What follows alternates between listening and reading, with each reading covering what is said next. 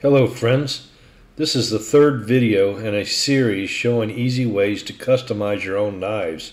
You may want to go back and view videos 1 and 2 to see how we got here. Alright, so welcome to video 3. In this video we've already cut the handles. We've drilled them to accept the Corby bolts with 2 different drill bits, and we're going to now start getting the handles ready to epoxy onto the knife blade and to clamp down with the Corby bolts. But before we do, please take a moment to subscribe to the channel and like this video. It's what keeps the channel going and the content coming. Thank you. Alright, so now I got these 2 knives pre-assembled, but before we can glue them, we need to prep the end of the handle towards the blade, because we're not going to be able to hit that later. Once the blade's installed, you're not going to be able to get that belt sander close enough to it without scratching the blade all up. So what we want to do is we want to go ahead and rough sand this with, you can start with 80. I got 120 on here right now. But you want to go ahead and get that shaped. And those shapes we already determined in the last video. We sat down and held the knife and saw how we wanted the end of that knife to be. One of these I'm going to do a little wider. The Skinner, I want a little bit more pinch. So I'm going to shape both of these knives a little differently. I've already determined that. And this is a little 1x30 Harbor Freight belt sander. You can pick these up, especially with a coupon. Sometimes you can get them for about $35. So we're still doing this on a budget. We're still doing this with tools that you can use. I'm doing this out on the patio of my townhouse. Everything else I've done inside so far, but I don't want to do the sanding inside the house. You want to do this outside. You want to use a respirator. Alright, so now I'm switching over to a 400 grit because I've got them shaped. And now what I want to do is I want to put more of a finish on the end of that knife. I'm only taking these to 400, so I'm going to put 400 on here, and I'm going to finish that end of the knife that I'm not going to be able to touch once it's glued together. The rest of the handle, you know, we have a lot of rough sanding to do. But this end here, the part next to the blade, we need to go ahead and get it finished because we're just not going to be able to get in there later. So now we're going ahead and taking the knife back apart, keeping track of which side each handle went on, which side had the female, which side had the male Corby bolts. And we're going to take some sandpaper, some 180 or 120 again, and we're going to scuff up the inside of the handle here. We want to get any lips off the edges, and we want to any parts that might be sticking out around where we drilled the holes. We want to clean those and get those nice and flush. That way the handles fit nice and tight. We also want to take the blank of the steel, the blade, and scuff that up, make sure there's nothing on there. And the inside of the other handle. We're not worried about the outside of the handle. And this is also going to just make sure you know which side's the inside and which side's the outside. So we're just going to make sure we scuff that, hit the edges, you know, make sure there's no rollover or anything from when we cut it or sanded it. And just get it scuffed up good. That way that glue can really adhere to it. And then I just usually take a little paintbrush and kind of dust everything off. You know, I didn't sand a whole lot, so just clean up here, clean up your mess. You don't want dust on there. And take a rag, wipe it down. Now what you want to do is you want to take some rubbing alcohol and some rags, old t-shirt, or these are shotgun cleaning patches that I keep around for stuff like this. And you want to thoroughly clean everything, make sure that you don't have any kind of glue, oil, dust, anything left on there. Alcohol dries very quickly, so you can wipe it down, get pretty wet with it, get everything, you know, flushed off of there, and in a few minutes that alcohol will be evaporated and nothing will be left. And you can see how dirty the rag gets here, so make sure you keep applying a little bit more to a clean section and just get everything cleaned up. Yeah, make sure it's all cleaned and looking good. Double check your marks and make sure everything is laid out how you want it, because when we go to glue it. We don't want any surprises, any mistakes. We want the tools ready. We want the the pieces lined up exactly how they're going to go in there, and we want to make sure there's going to be no problems, because once you mix that epoxy, you don't want to mess around.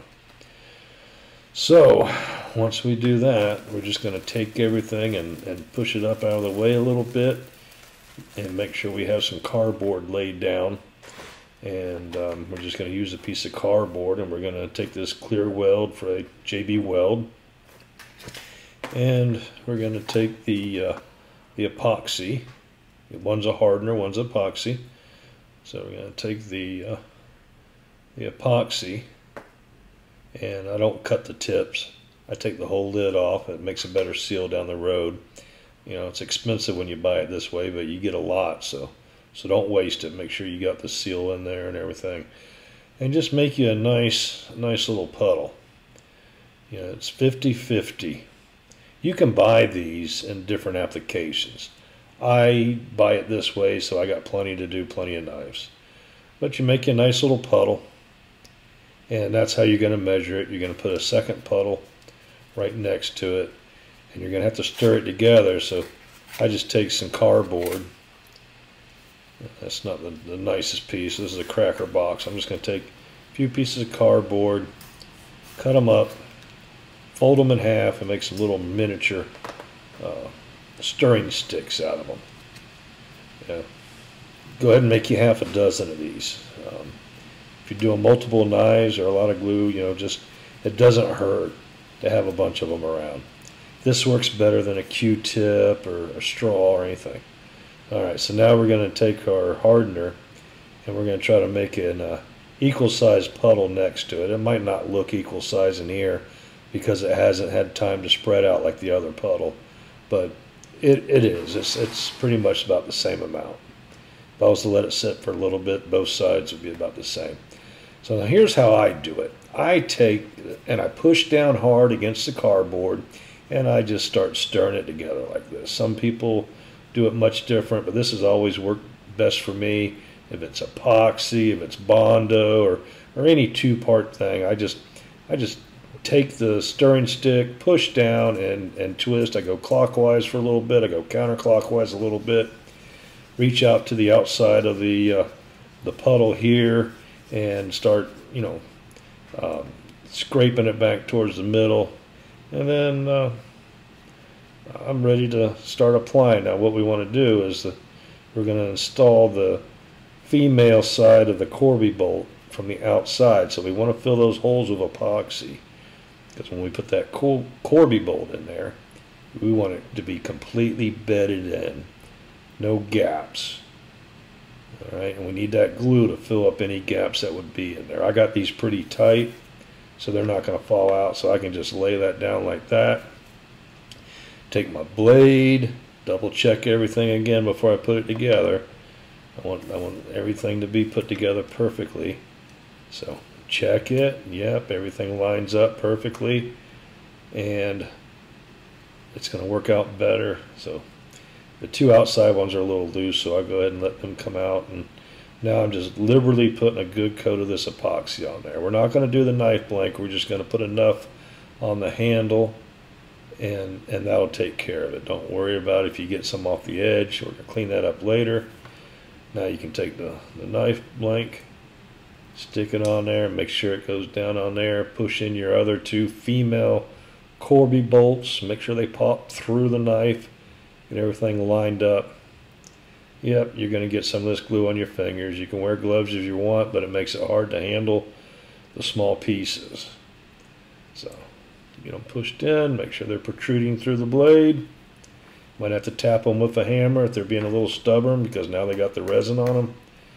But, get them in there and they're sticking out. So now you take your second half, and you do the same thing. So you want to coat the edge of that. Make sure you got it completely covered, one end to the other.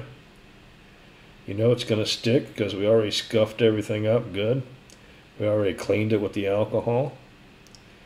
So this is going to stick on there, and it's going to make it solid, and it's never going to come off.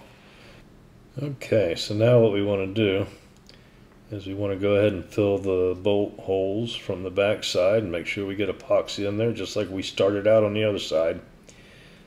Get them full, you know, plenty in there. Now what's that's going to do is it's going to get in the threads, it's going to get all around that Corby bolt, and once we tighten it up and this resin dries, that handle's never going to come off. No water, nothing's going to be able to soak in there. It's completely sealed. Alright, so now that we got them in there, we got to take our screwdriver and pray they start good. But we pre-assembled it multiple times, so we know they're going to start good. And we just start screwing them on down. You don't want to completely tighten one, you want to get them all started. And make sure they're all started before you start completely tightening them down. Now most of the time you don't have to really use the second screwdriver, because you know, if you drilled them nice and snug, now that the resin's in there, you can kind of just hold the other side with your finger, and it's going to allow you to snug them up pretty good. So once you snug them up, you're going to start squeezing glue out of there. So you know, let it sit for a minute and come back and just snug them all again and kind of work up and down them a little bit until you know they're completely tight.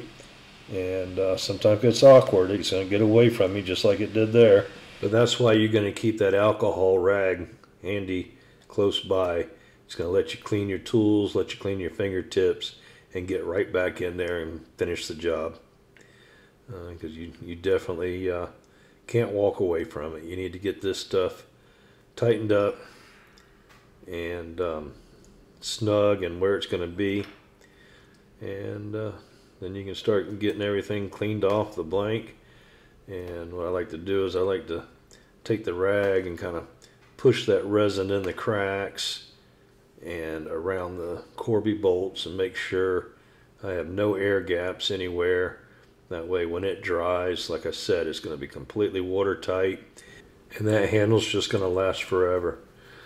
Now you want to make sure your blade, you know, I could have taped them up. I should have, could have, would have, should have taped them up completely, but anything that's exposed or any glue that you got right here on your finished end, you want to take that alcohol and that rag and you want to clean that joint really well. You don't, I mean, that's going to be your visual appearance. So make sure it's clean, make sure it's good, and let them sit and dry. Clean your hands, clean your tools, walk away from the job probably at least 12 hours. You don't want to sand on these while that glue's still tacky or gummy. You want it nice and hard. Now that we know they're completely dry, we're going to go ahead and put a fresh belt on here. All I got's 120.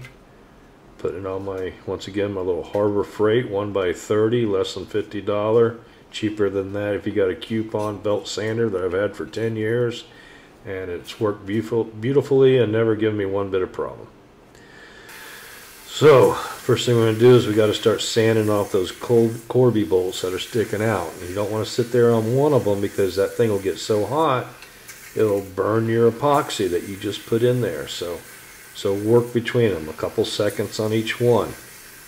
You'll touch them, you'll see how hot they get. They get really hot very quick. So a couple seconds on each one, keep rotating around. Eventually you'll get them all wore off. Notice I still have my my permanent marker on there showing me how I want that handle shaped. But first thing I want to do is I want to completely get those Corby bolts sanded down flush. Alright, because that's going to allow me to turn the handle, lay it flat on its side. Alright, see, I'm still working on it. I've got a little bit more to go. So let's go ahead and you know you got them when you get the brown off the or whatever the original color of the micarta is. It's completely gone because you've sanded it. Oops, see how hot that is? That got me. But yeah, you just go ahead and start shaping it once you get them bolts down. You know, we've already marked it. We know the shape we want. So we're just doing the first dimension, 3-dimension handle. We're doing the first dimension, and that's both sides. And friends, that's going to be it for this video. Next video we continue on sanding, and I'll show you how to shape the handle and put the second dimension and the third dimension into it. We're going to look at adding a choil, a sharpening choil, and a finger choil to the Skinner, and I'll show you how to do that. And then we'll finish the handles, and we'll start working on putting the patina on the blade. Alright, so make sure you like the video, make sure you subscribe to the channel, and thanks for viewing.